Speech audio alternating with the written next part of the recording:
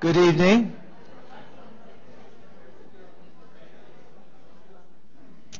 Thank you all for coming tonight. I'm very pleased to see the turnout. My name is Joe Demento. I'm a professor of planning and law here at UC Irvine, and very happily the director of the Newkirk Center for Science and Society. The Newkirk Center is dedicated to the mission of making more useful and usable the immense scientific knowledge of the university, making it useful to various communities, of many kinds. Tonight we're here to hear the fifth in the series of the Dick and Mary Allen Lecture. I'm very pleased to honor Dick and Mary, who are in the front row, or no one's in the front row. I don't know who it's reserved for, but I hope they come.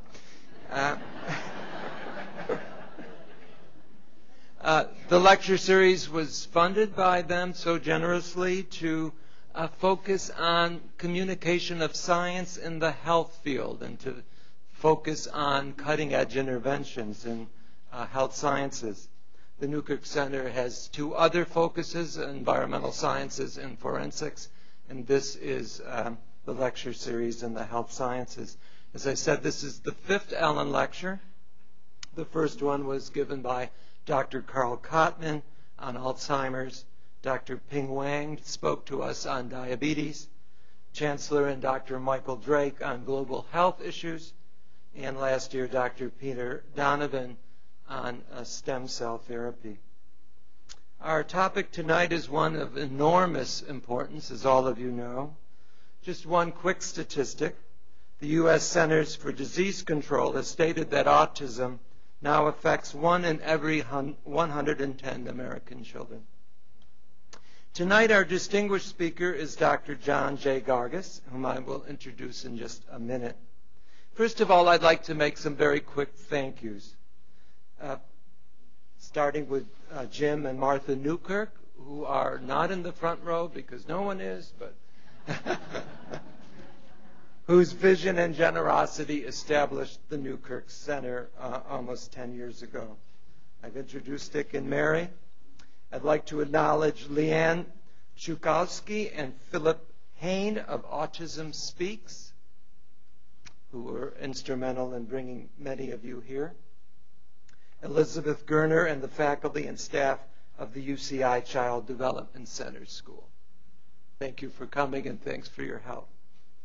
And the amazing staff of the Newkirk Center, including Ms. Liz Easton, who's probably still outside, and Ms. Anna Enu Nanjapa, who have helped pull this together, as they always do in such a professional way. I am just amazed at the work they do, and I was particularly impressed with the choice of the graphics this time. I think it really captured some of the challenge and the hope for autism.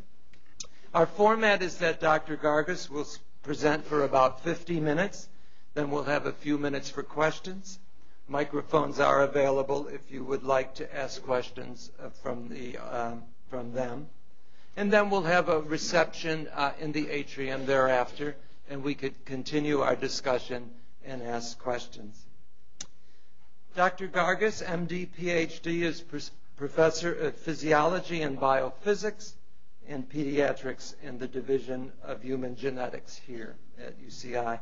He received his MD and PhD in medicine and human genetics from the Medical Scientist Training Program at the Yale University School of Medicine, where he then went on with a residency in pediatrics and a fellowship in medical genetics at Yale. He's a board-certified medical geneticist.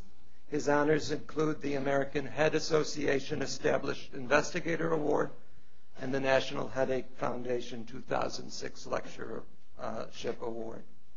His lab addresses common, complex neurological diseases with particular focus on migraine and autism. The work on autism is supported by grants from the National Institutes of Health, Autism Speaks, and the Doris Duke Foundation. I'll have a few other announcements after our questions, but now I'd like to welcome Dr. Garvis.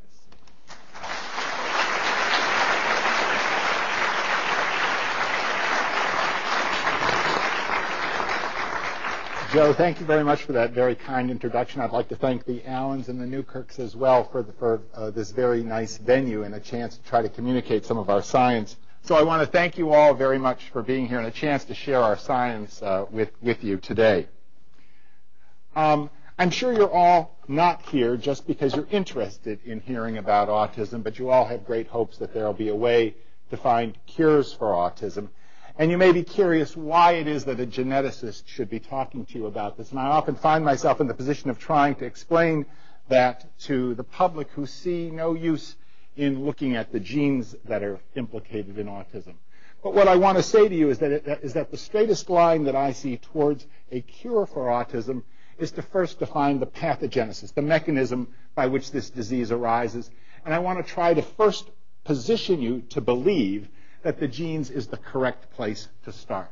That it's important to work with genes that are not simply statistically associated with the disease, and I'm going to talk a little bit more about that later on, but to those genes that have roles that have been proven functionally implicated in the disease.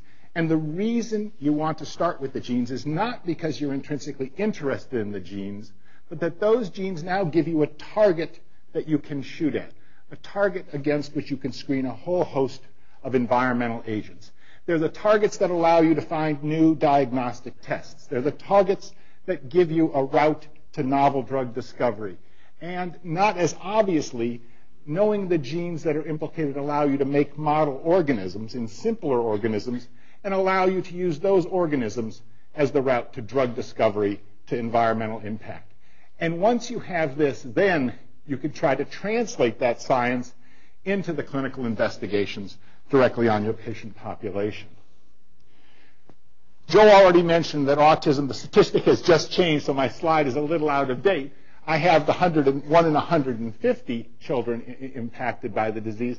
Whatever it is a very high number, and it is a disease that's defined behaviorally at this point. There's no simple test for autism, and it's one that's associated with deficits in language, social behavior, and cognition. And what I want to say is that everybody here has these complex multigenic diseases like autism. Everyone is carrying these susceptibility diseases, and finding the genes that underlie these diseases is really very much the medical frontier. These are not diseases that nobody's heard of. These are diseases you all know the names of: diabetes, atherosclerosis, hypertension, asthma, all of the cancers, seizures, migraine, autism, schizophrenia, bipolar, Alzheimer's disease. Very, very common diseases that affect everybody's family, and that, in fact, we're all carrying risk genes for.